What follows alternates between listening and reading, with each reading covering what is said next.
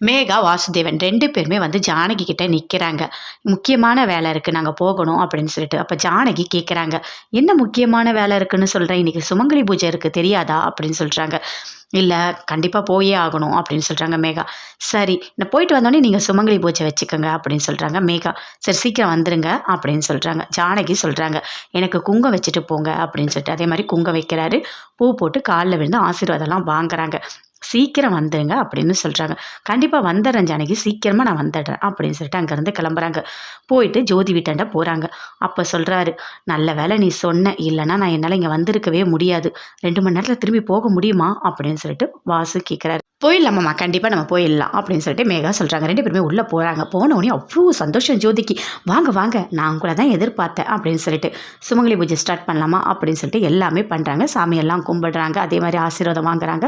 எல்லாத்தையுமே மேகா பார்க்குறாங்க. வீட்ல ஜானகி மட்டும் தனியா இருக்காங்க. அப்போ வேலை செய்றவங்க யோசிக்கிறாங்க, இதுதான் நல்ல நேரம். கரெக்ட்டா இவங்கள இப்பதான் சாகடிக்க முடியும் அப்படின்னு சொல்லிட்டு யோசிக்கிறாங்க. சரி, என்ன பண்ணலாம்? ஓகே, நம்ம சிலிண்டர் ஆன் பண்ணிட்டு வெளிய போயிடலாம். கரெக்ட்டா இருக்கும். அவங்க வந்து விளக்கேத்தும்போது அவங்க வீடே எரிஞ்சிரும் அப்படின்னு யோசிக்கிறாங்க. அதே மாரி சிலிண்டர போய் ஓப்பன் பண்ணிட்டாங்க. வராங்க. "அம்மா, நான் கடைக்கு போயிட்டு வரேம்மா" அப்படின்னு சொல்லிட்டு அப்படியே வெளிய வராங்க. வந்துட்டு அப்படியே கதவையும் சாத்திடுறாங்க. சாத்திட்டு, "உன் கதை இன்னியோட முடிஞ்சுது.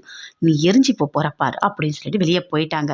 செல்லம்மா ஜோதி வீட்டு வாசல்ல அயர்ன் பண்றவர்கிட்ட அந்த வாசுவோட ஃபோட்டோவ குடுத்து, "இவரு இங்க வந்தா எனக்கு ஃபோன் பண்ணி சொல்லுங்க" அப்படின்னு சொல்லிட்டு நம்பர் குடுத்துட்டு போயிருக்காங்க. அதே மாதிரி அந்த ஃபோட்டோவ பார்க்குறாரு. அவரையும் பார்க்குறாரு. இவரு உள்ள போறாரே அப்படின்னு சொல்லிட்டு செல்லம்மாக்கு ஃபோன் பண்றாரு. "நீங்க ஒருத்தர் ஃபோட்டோ குடுத்தீங்கல்ல, அவரு அந்த வீட்டுக்குள்ள தாம்மா போறாரு" அப்படின்னு சொல்றாரு. "ஓ, நல்லா பார்த்தீங்களா?" "நல்லா பார்த்தம்மா. அவரு தான் போறாரு" அப்படின்னு சொல்றாரு. "சரி, நான் பார்த்துக்கிறேன்" அப்படின்னு சொல்லிட்டு செல்லம்மா ஃபோன கட் பண்ணிட்டாங்க. "நான் இவ்ளோ சொல்லியும் ஜோதி வீட்டுக்கு போயிருக்கீங்களா? இத போய் கண்டிப்பா சித்து சார்கிட்ட சொல்லணும்" அப்படின்னு சொல்லிட்டு ஃபோன் பண்றாங்க. ஆனா சித்து சார் எடுக்கவே இல்ல.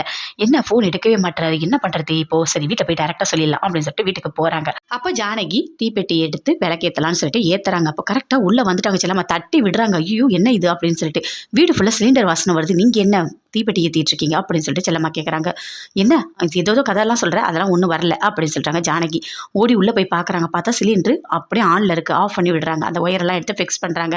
"இங்க பாருங்க என்ன நடந்திருக்குன்னு. நான் மட்டும் கரெக்டான டைம்க்கு வரலனா என்ன ஆயிருக்கும்?" அப்படின்னு செல்லம்மா சொல்றாங்க. "ஆமா, நான் உன்ன கூப்பிடவே இல்லையே. நீ எதுக்காக வீட்டுக்கு வந்திருக்க?" அப்படின்னு சொல்லிட்டு ஜானகி கேட்கறாங்க. "இல்ல, சித்து சார்கிட்ட ஒரு முக்கியமான விஷயம் சொல்லணும். நான் ஃபோன் பண்ணேன், எடுக்கல. அதனால தான் நான் நேர்ல சொல்லலான்னு வந்தேன்" அப்படின்னு சொல்லிட்டு செல்லம்மா சொல்றாங்க. "முக்கியமான விஷயமா? என்ன சொல்லு" அப்படின்னு சொல்லிட்டு ஜானகி கேட்கறாங்க. "இல்ல, அந்த முக்கியமான விஷயத்த உங்ககிட்ட சொன்னா நீங்க தாங்க மாட்டீங்க" அப்படின்னு செல்லம்மா சொல்றாங்க. "எல்லாத்தையும் நான் தாங்குவேன், நீ சொல்லு. உங்க அப்பா பண்ண துரோகத்தையே நான் தாங்கிட்டேன். இதெல்லாம் தாங்க மாட்டேன். நான் தாங்குவேன், சொல்லு" அப்படின்னு ஜானகி கேட்கறாங்க. "இல்ல, நான் தான் சொன்னேன்ல, உங்க வீட்டுக்காரர் ஜோதியோட பேசிட்டு இருக்காரு. ஆனா நீங்க அத எதையுமே புரிஞ்சுக்கல. இப்போ கூட அங்க தான் போயிருக்காரு. போயிட்டு சுமங்கலி பூஜைக்காக போயிருக்காரு" அப்படின்னு சொல்றாங்க. "அதெல்லாம் நான் நம்ப மாட்டேன். என் வீட்டுக்காரர் மேல பொய் சொல்ற நீ. என் வீட்டுக்காரர் ரொம்ப ரொம்ப ரொம்ப தங்கமானவரு" அப்படின்னு ஜானகி சொல்றாங்க. "சரி, இப்ப வாங்க.